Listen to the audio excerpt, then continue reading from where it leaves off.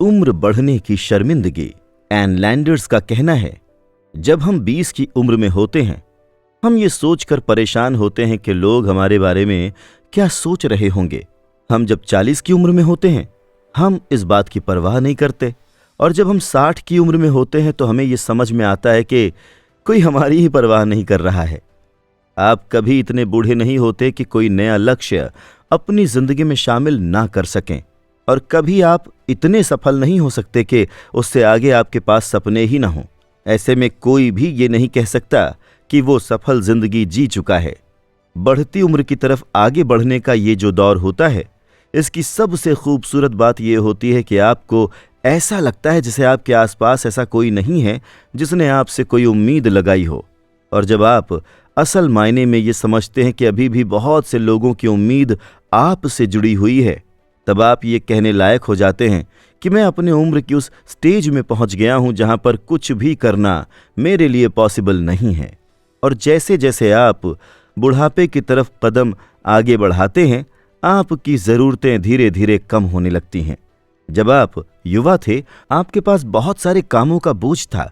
आपको जॉब ढूंढनी थी, आपको अपने लोन पूरे करने थे, आपके ऊपर बहुत सारी रिस्पॉन्सिबिलिटीज थी। लेकिन अब आप एक ऐसी स्टेज में आ गए हैं जहां आपके ऊपर कोई भी रिस्पॉन्सिबिलिटी नहीं है।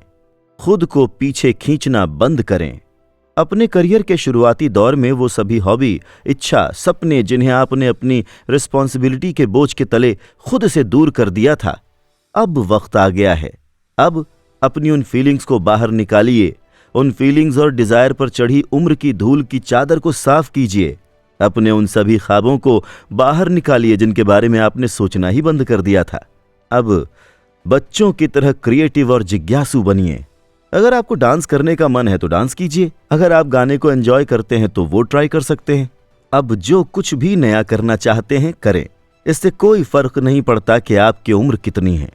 ईमानदार बने और खुलकर जिएं।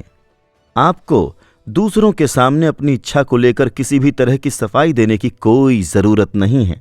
अगर आप किसी खास तरह का गाना एंजॉय करते हैं या फिर आप कुछ ऐसा करते हैं जिस पर लोगों के मजाक का हिस्सा बन रहे हैं, तो भी इससे कोई फर्क नहीं पड़ता।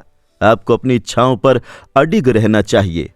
हो सकता है कि एक ऐसे दौर में आने के बाद आप कुछ ऐसा नया ट्राई करें कि आपका परिवार, आपके दोस्त आपको पागल कहें, तो कहने दीजिए, लेकिन आप खुद के प्रति ईमानदार रहें। अपने सपने, अपने जज्बे और अपनी इच्छाओं को मारने के बजाय उन्हें पूरा करने की कोशिश कीजिए। और अपने सपनों को फॉलो करने में किसी भी तरह का गिल्ट अपने अंदर लाना सही नहीं है, बल्कि आपको खुद पर गर्व करना चाहिए।